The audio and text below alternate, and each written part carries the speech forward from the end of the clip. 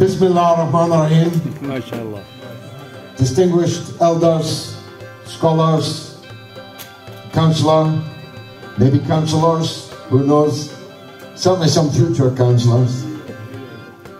Assalamu alaikum wa rahmatullahi wa barakatuh. I'm overwhelmed by the turnout here on this inclement evening for the official launch of our campaign to capture Rochdale in the by-election on the 29th of February. My good wife Gayatri is behind me. My eldest son Zain, who lives in Manchester, is at the top of the stairs.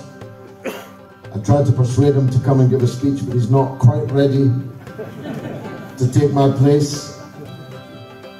I'm overwhelmed by the generosity of my good friend Imtiaz and his family, all of his brothers, all of his sister-in-laws, all of whose children have made this place and the place next door, where I'm going to ask you to go at the end of this meeting, available to us, indeed handed it over to us.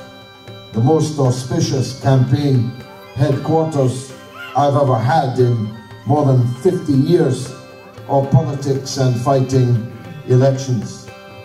I'm overwhelmed by the warmth of the Rochdalian welcome that I receive as soon as I step foot outside that door.